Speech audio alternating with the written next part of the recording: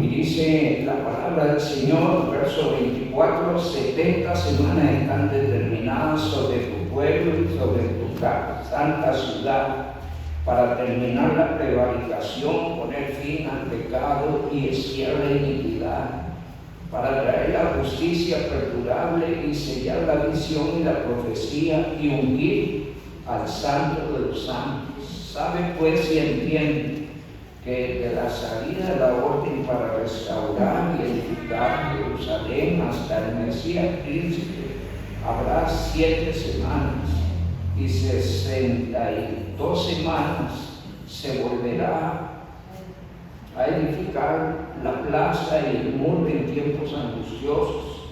Después de las 62 semanas le quitará la vida al Mesías, mas no por sí, y el pueblo de un príncipe que ha de venir destruirá la ciudad y el santuario, y su fin será con inundación, y hasta el fin de la guerra durarán las devastaciones.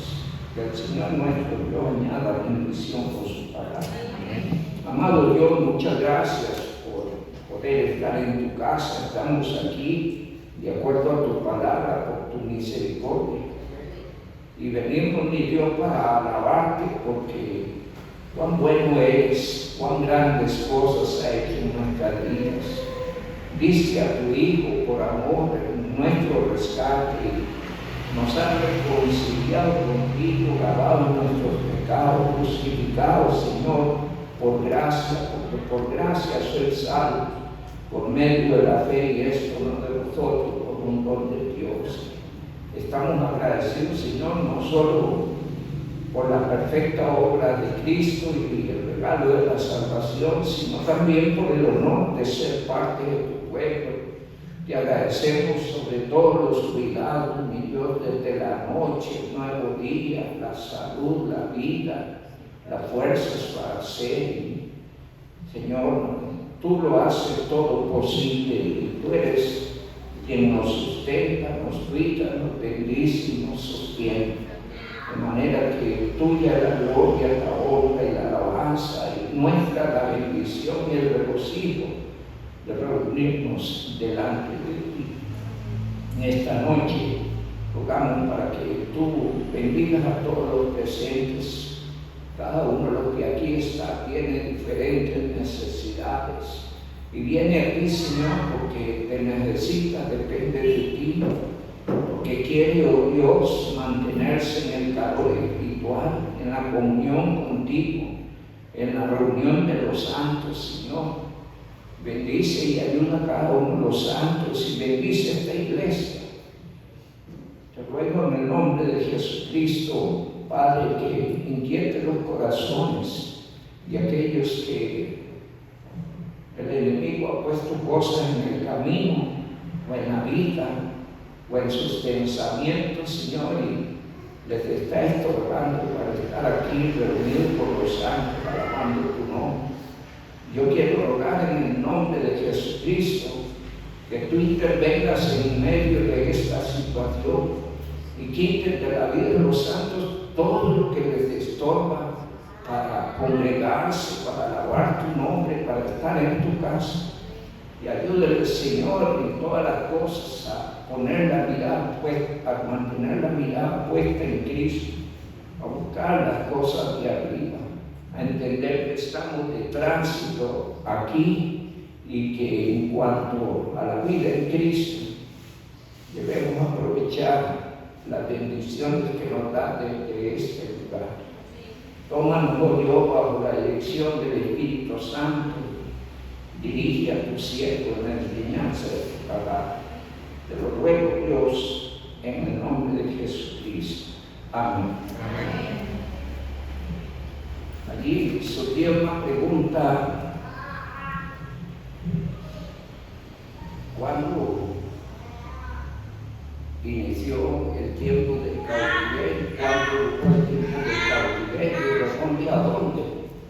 Y el cautiverio inicia en el 605 antes de Cristo y termina en el 536. Hay un promedio de 70 años.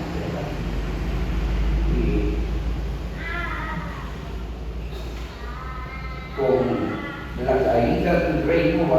babilónico, termina el cautiverio. Y allí en el capítulo 5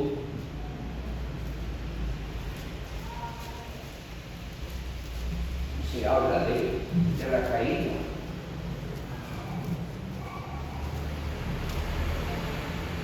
Donde dice la palabra del Señor, allí está gobernando Belsasar en el reino babilónico, y dice la palabra del Señor: y tú, su hijo Belsasar,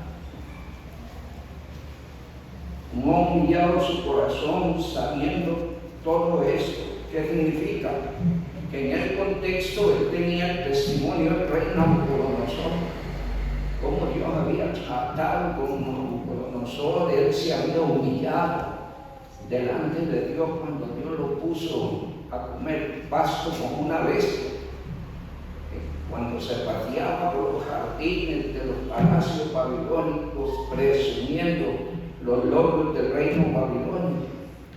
Y entonces el Señor le reprende para que él se humille, y estuvo 7 tiempos, dice la palabra del Señor, en ese estado, hasta que él se humilló y le volvió la cordura y exaltó al Dios que vive.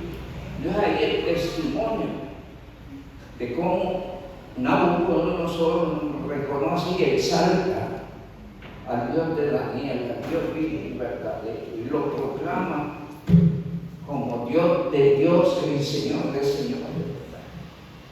Y Belsasar, su hijo, había ignorado eso. Muchas veces los hijos ignoran las enseñanzas de los padres, los testimonios de los padres, de los ejemplos de los padres. Pero cada quien llevará su propia carga. El padre no llevará el pecado del hijo, ni el hijo llevará el pecado del padre. Cada quien es responsable de sus actos y sus hechos delante de Dios. Y aquí, en el caso de Belsasar, por cuanto había ignorado totalmente las enseñanzas del rey Nabucodonosor, dice el 22: y tú, su hijo Belsasar, no has humillado tu corazón sabiendo todo esto, sino que contra el Señor del cielo te has ensoberbecido, e hiciste traer delante de ti los vasos de su casa, y tú y tus grandes, tus mujeres y tus concubinas bebiste vino en ellos. Además de esto, diste alabanza a dioses de plata, de oro, de bronce, de hierro, de madera y de piedra, que ni ven, ni oyen, ni saben, y al Dios en cuya mano está tu vida y cuyos son todos los caminos, nunca honraste. Entonces de su presencia fue enviada una mano que trazó esta escritura, y la escritura que trazó es Mene, Tekel, Uparsin. Esta es la interpretación del asunto. Mene contó Dios su reino y le ha puesto fin. Tekel, pasado ha sido por balanza y fuiste hallado falto. Pérez, tu reino ha sido roto y dado a los medios y a los persas. Entonces mandó Belsasar vestir a Daniel de púrpura y poner en su cuello un collar de oro y proclamar que él era el tercer señor del reino. La misma noche fue muerto Belsasar, rey de los caldeos, y Darío de Media tomó el reino, siendo de 62 años. Y allí es justamente donde termina el periodo de los 70 años.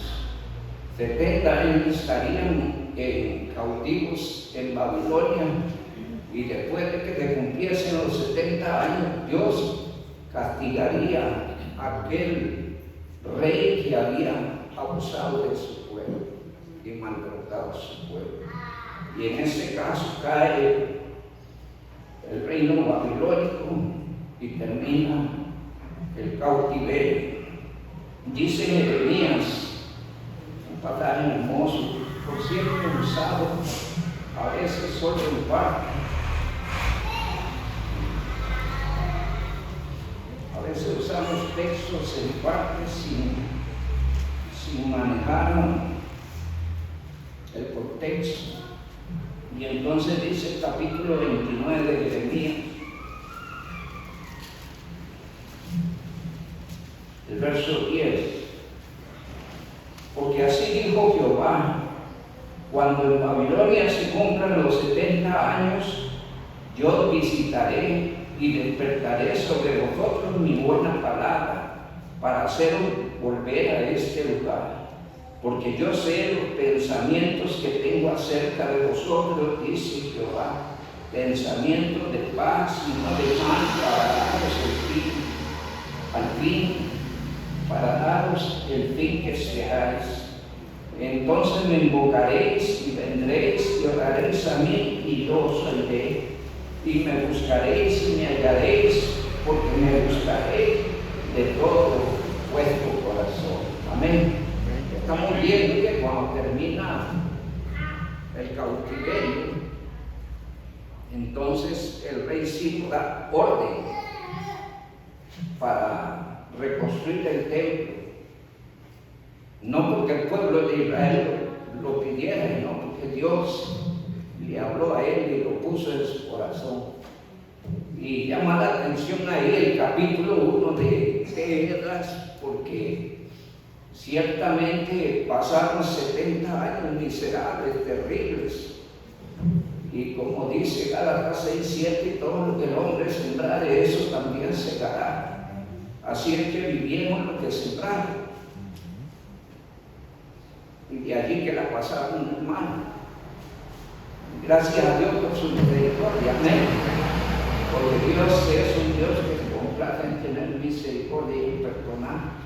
Cuando se cumplieron los 70 años, la misericordia de Dios alcanzó a Israel, y en ese capítulo 29, verso 11, le expresa a Dios los deseos de su corazón en favor de ellos. Y dice el Señor que después del cumplimiento de los 70 años, ellos le buscarían de todo el corazón. A veces hay que tener experiencias duras, terribles, ingratas, miserables, para entender la importancia de humillarse delante de Dios, de buscar a Dios. Y es allí donde entra el capítulo 1 de Esdras, porque encontramos a ellos emocionados, interesados, aprovechando esa oportunidad, y allí se reúnen para ir a empezar a edificar el templo. No es necesario vivir experiencias difíciles, solo hay que hacer una cosa, y es obedecer a Dios. Las cosas van a estar bien. Amén. Sí, amén. Allá de Deuteronomio capítulo 28 nos enseña que la llave de las bendiciones de Dios es la obediencia. Y nuestra vida de todas maneras está sujeta a la obediencia. Le obedecemos a Dios o le obedecemos al diablo. Así es sencillo la cosa. El que obedece a Dios va a ser bendecido, pero el que obedece al diablo va a tener también sus consecuencias. Y todo eso lo habla Deuteronomio 28, está en dos partes, ¿verdad? La bendición y las consecuencias de volverle la espalda a Dios. Aquí el pueblo de Israel aprendió la importancia de volver al Señor. Dice Segunda Crónicas 36.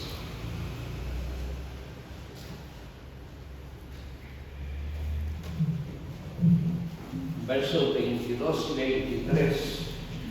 Decretos de Ciro.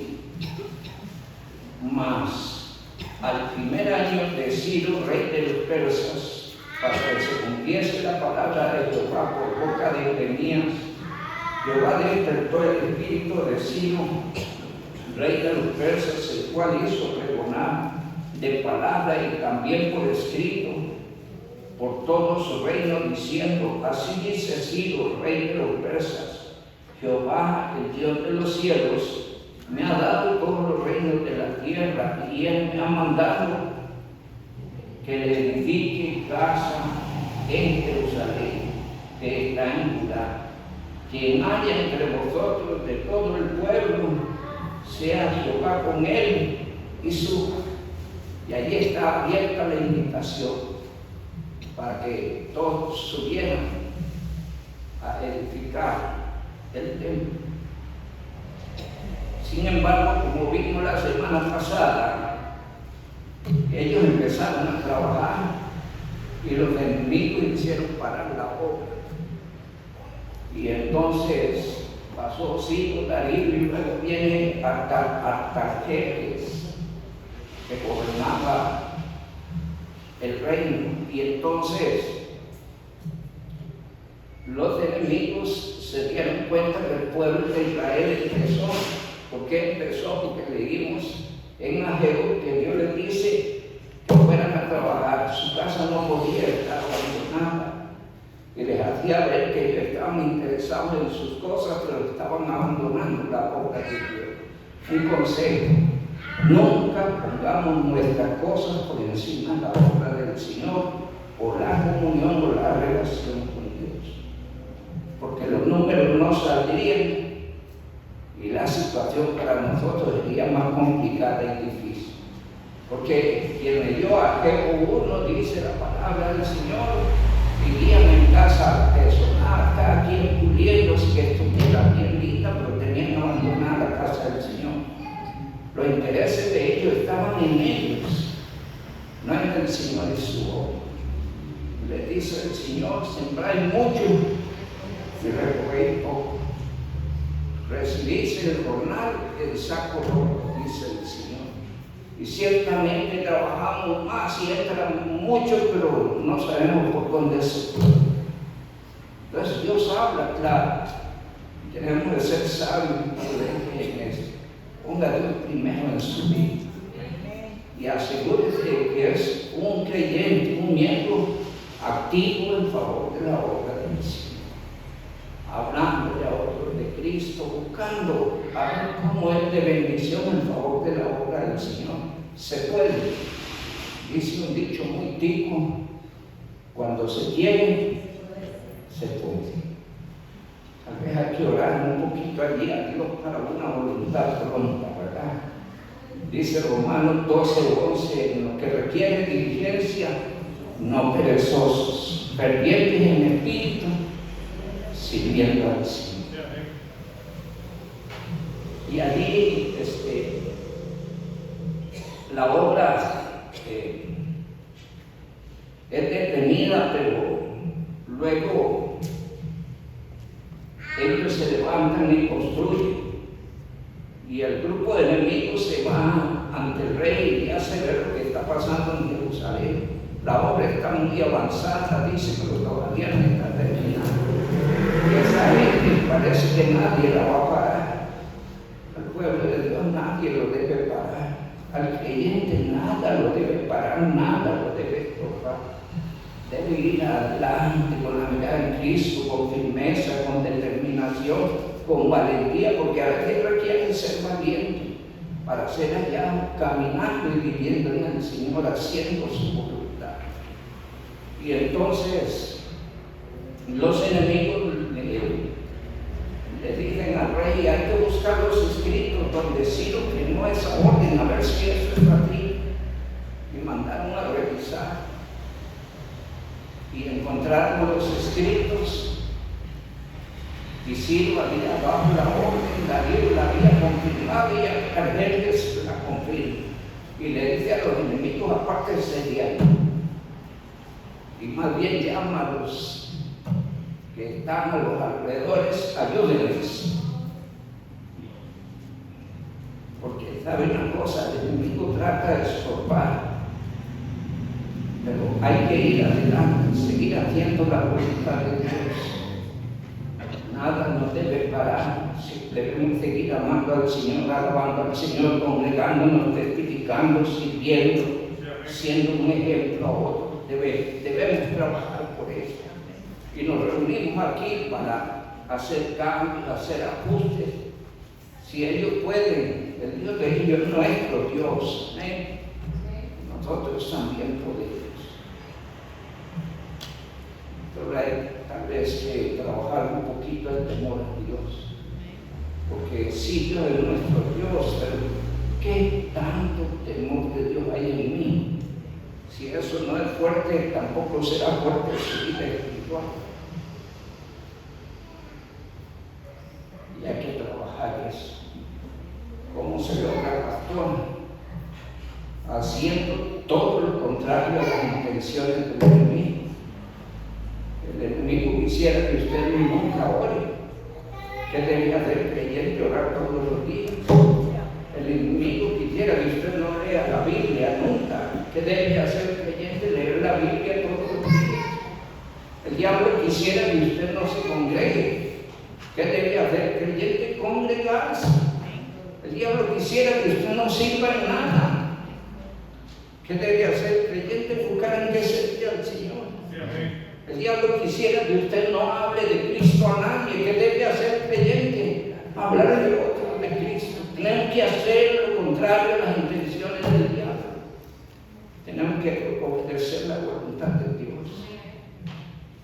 Fuimos llamados a una nueva vida, donde el Espíritu de Dios está en nosotros para guiarnos a hacer la voluntad de Dios. Hay un salmo precioso, lo cito de cuando en cuando. Es el Salmo 48. Está también el 143 días que tienen algo parecido. Pero el Salmo 48 es un texto que identifica a Cristo, un texto mesiánico. Y Él es nuestro modelo, Cristo es nuestro modelo. ¿Qué quiere decir eso? Que como a Cristo ha hecho, nosotros deberíamos hacer. Y entonces Él dice en el Salmo 48, de hacer tu voluntad, Dios mío, me ha agradado. Y escuche lo que dice la otra parte del texto. Y tu ley está en medio de mi corazón. Hay que aprender de memoria ese texto, pero más que aprenderlo de memoria, ponerlo en práctica. Y en el 143:10 dice, enséñame, oh Dios, a hacer tu voluntad. Porque tú eres mi Dios. Tu buen espíritu me guía a tierra divertida. Hay que hacer la voluntad de Dios. A veces no es fácil. Yo no sé, esta gente debe haberse asustado en la empresa que está, lo que estaban haciendo. Debieron atemorizarse los enemigos que llegaban a amenazarlos. En el capítulo 4, creo, de Esdras.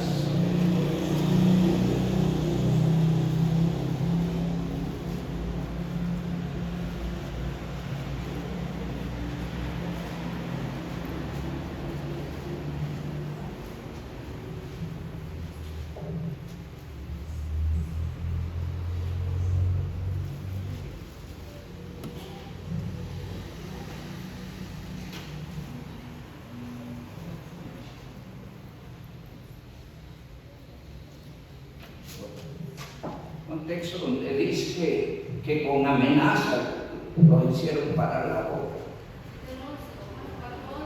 4:8 de hambre. Sí, por favor.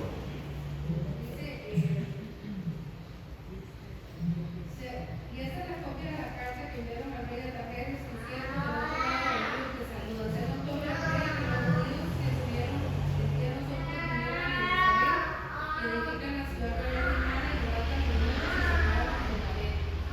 muros y se acaban con la pared. Pero la cosa es que el enemigo va a asustar, va a amenazar. Pero el creyente debe entender que Dios es con él. El 24 dice que entonces cesó la obra de la casa de Dios que estaba en Jerusalén y todos suspendidos al año segundo del reinado de la gente que se los amenazas. Sin embargo, es importante aclarar que con la orden de edificar el templo no inician el descuento de las 70 semanas de Daniel, sino que esto inicia cuando Nehemías es visitado, hay que irse al capítulo 1 de Nehemías.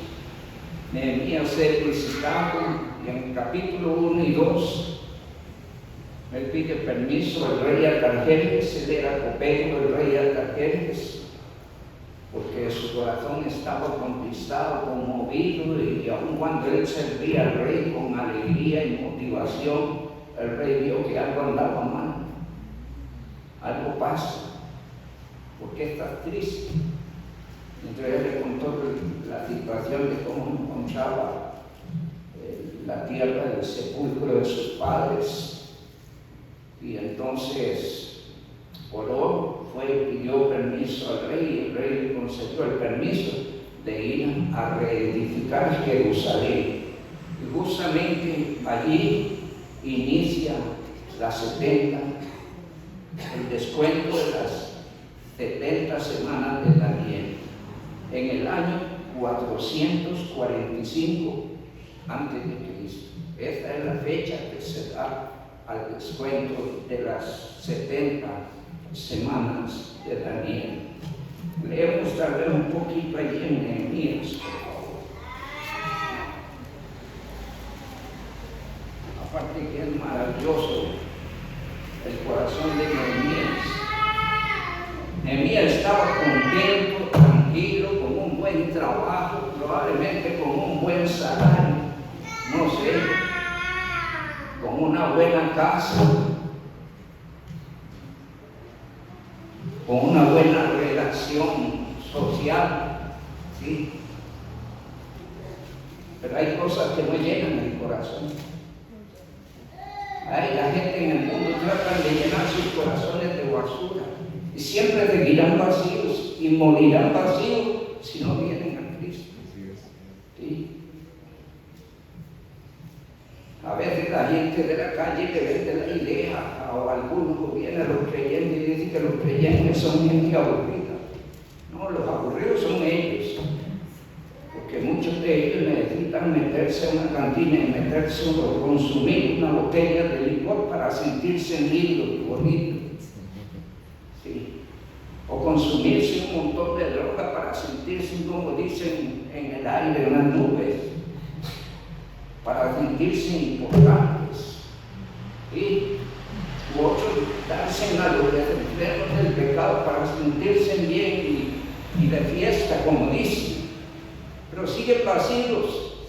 Cada día, cada semana tienen que volver a lo mismo, porque eso que han hecho no le llena y siguen vacíos. Y tal vez más peor, como dice el dicho, porque no solo arruinan su vida familiar, su vida económica, ¿sí? Su salud, y muchos de ellos mueren totalmente arruinados, porque el único que llena y satisface la vida del hombre es Cristo. El corazón del hombre tiene un vacío, y por eso el hombre trata de echarle según sus gustos, pasiones y debilidades, y siempre llega vacío. Pero el día que Cristo entre a este corazón estará satisfecho, y ese creyente será feliz para siempre, estará gozoso y con paz. Mi paso dejo, mi paso doy, yo no la doy como el mundo la da. Y ahí mismo el Señor hace la diferencia, porque la paz del mundo es una paz falsa, relativa, circunstancial, pero la paz de Cristo permanece. Amén. Nuestra vida ha quedado completa con Cristo. ¿Qué dice Colosenses 2:10? Dice el 9, porque en él habita corporalmente toda la plenitud de la deidad, y vosotros estáis como completos en él. ¿Sí? ¿Quién satisface plenamente al creyente? Cristo. Y ya no necesitamos la botella de licor, y ya no necesitamos la droga, y ya no necesitamos meternos en un mundo de pecado, porque en Cristo estamos satisfechos, para la gloria del Señor. Amén. Yo no sé de dónde le sacó el Señor a usted. Recuerda a ver dónde estabas. ¿Cambiarías tu vida hoy por lo que eras antes? ¿Hay alguien aquí que levante la mano y diga?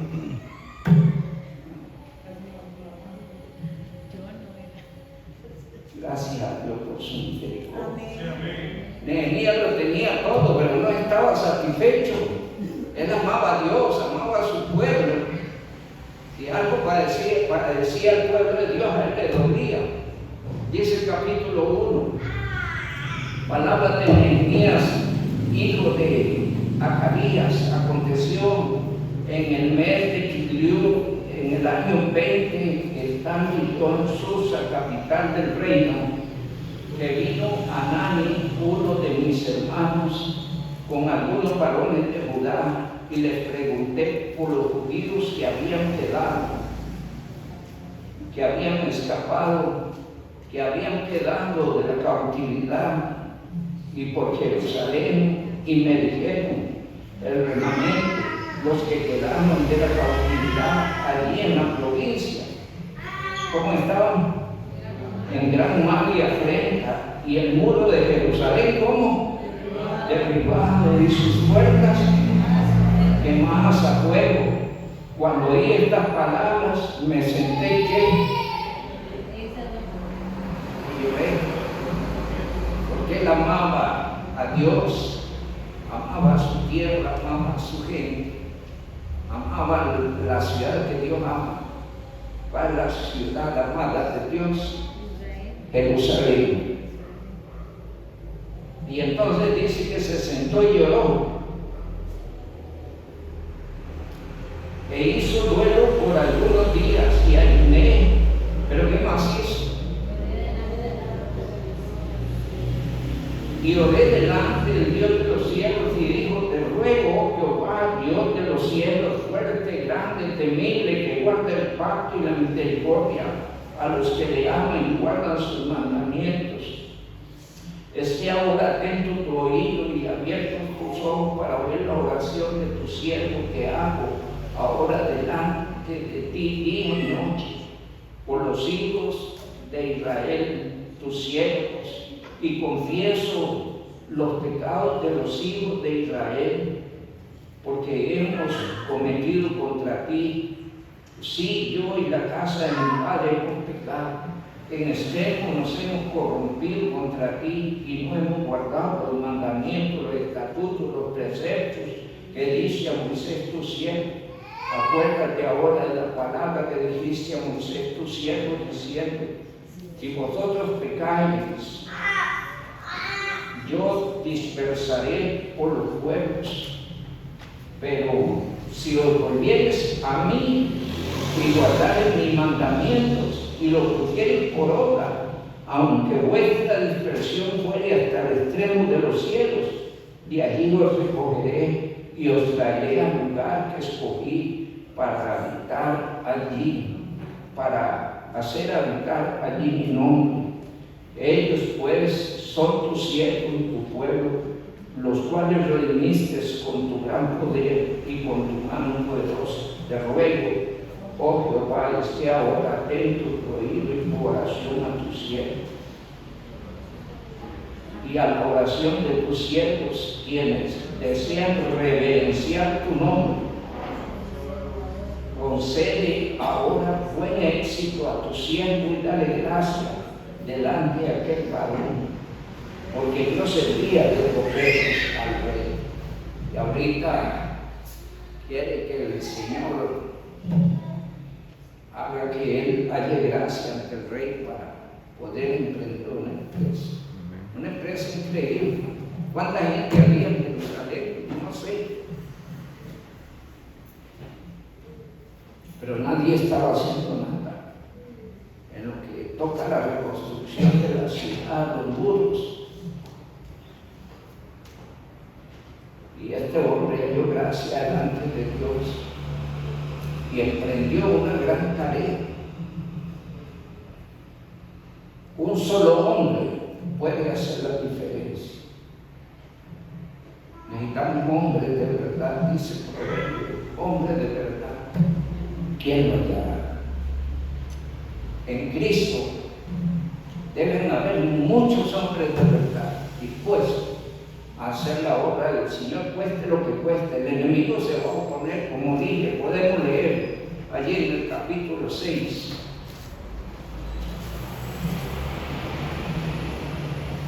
El creyente no se debe dejar estorbar ni por invitaciones, ni por amenazas, ni por coacciones, de ninguna forma. Dice el capítulo 6, verso 1: cuando oyeron Sanbalat y Tobías y Gesem el árabe y los demás de nuestros enemigos que yo había edificado el muro, que no quedaba en el portillo, aunque hasta aquel tiempo no había puesto las hojas de las puertas, Sanbalat y Gesem enviaron a decirme, cuidado con las invitaciones que lo sacan del caminar en Cristo. Cuidado, esa invitación parece que la hizo el mejor amigo, pero Satanás pudiera estar detrás de ella. Porque si alguien quiere estorbar su vida en el caminar en Cristo, su vida de servicio, afectar su fidelidad, su testimonio, es Satanás. Y aquí trató de asustar, de invitar a Nehemías, pero leamos allí. Ven y reunámonos en alguna de las aldeas del campo de Ono. Mas ellos habían pensado hacerme mal. Un verdadero, sincero y fiel creyente no buscará afectar en ninguna forma su fidelidad a Dios, en ninguna forma. Un falso creyente o un creyente carnal sí puede arrastrar, porque los que andan mal van a querer tener compañerismo y entonces lo hacen jalando a otros que están caminando bien para que caminen con ellos igual.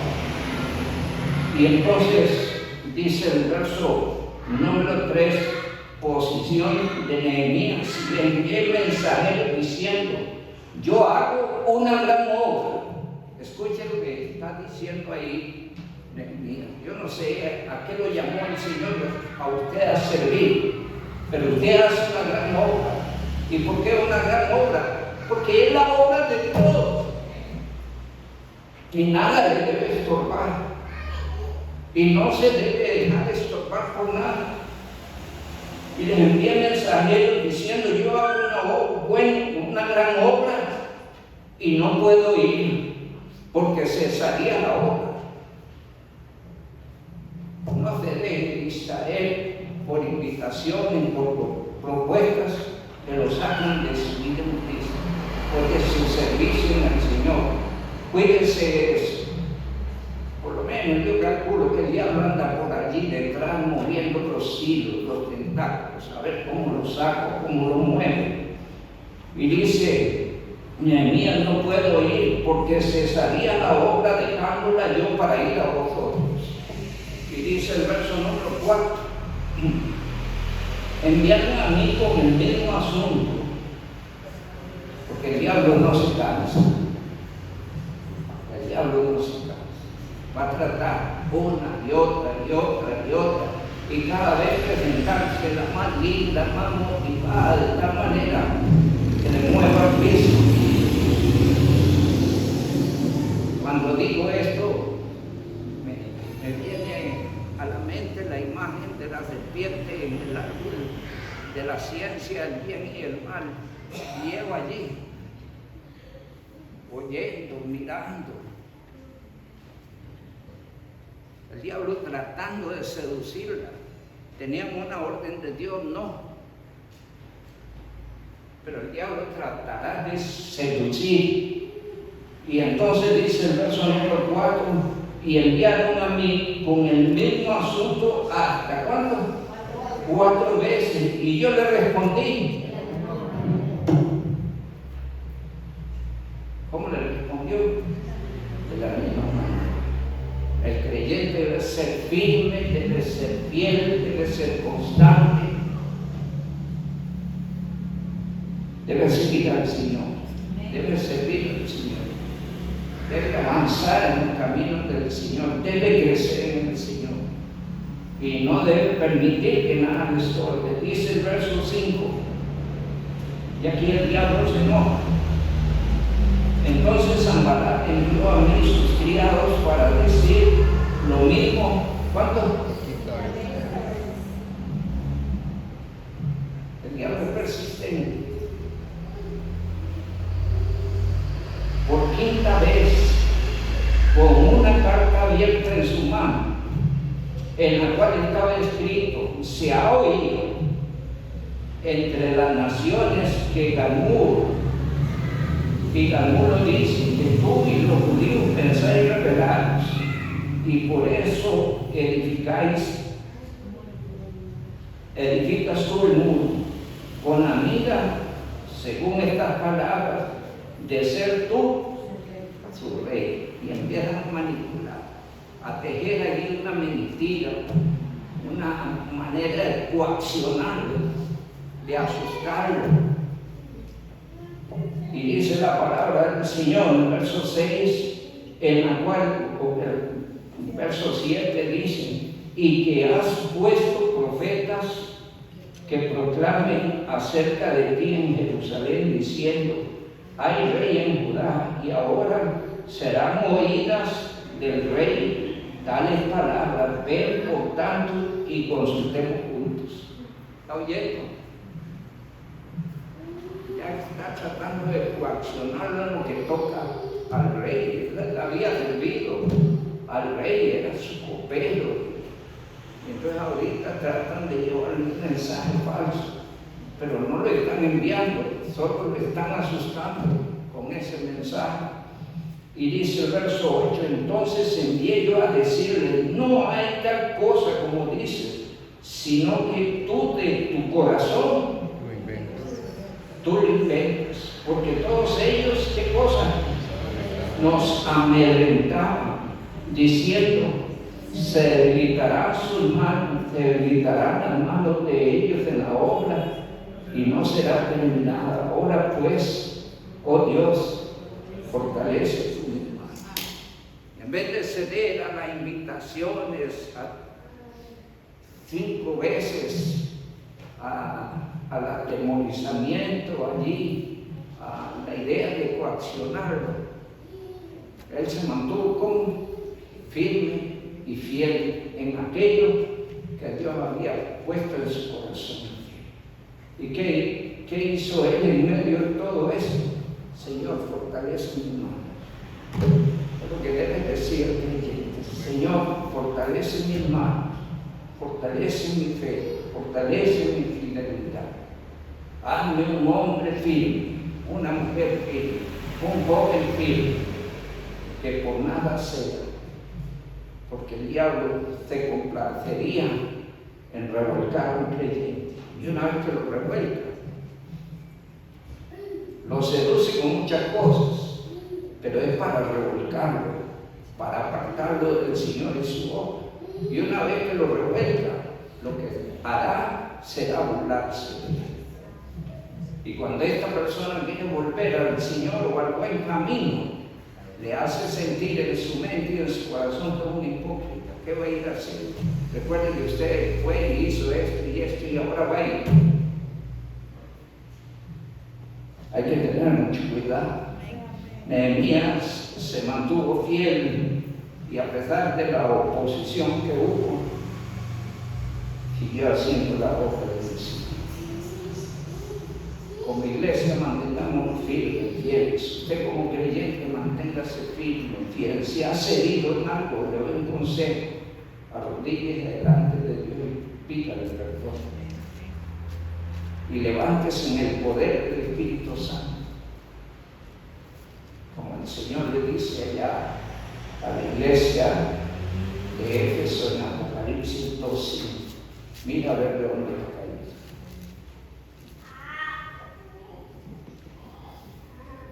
Ceder en la vida espiritual indica una caída. ¿En qué? No sé. Pero el Señor dice un día, ¿a dónde fue que usted cayó? Y empiece de nuevo, y empiece a hacer las primeras obras. Estamos aquí más que para ver el desarrollo de las ventas humanas, estamos para aprender de Dios de su palabra. ¿Cómo espera Dios que sea creyente? Esdras, genial, hay que leerse el capítulo 8. Nehemías y muchos que con ellos estaban. La obra del Señor depende de todos. Nehemías, aunque emprendió la incursionada en reconstruir Jerusalén, con él hubieron muchos con un corazón igual al de. Y aquí la palabra del Señor nos dice que nosotros debemos ser de un mismo pensar y sentir en Cristo, como creyentes en lo que toca la obra del Señor. No cada quien jalando por su lado, sino todos jalando en la voluntad del Señor. Amén. Y la obra será hermosa. Muchas cosas hermosas hará Dios a través de usted, y muchas cosas hermosas se dan a través del trabajo de Jesús. Mantengámonos fieles, oremos unos por otros. Que el Dios Altísimo reciba bendición. Gracias.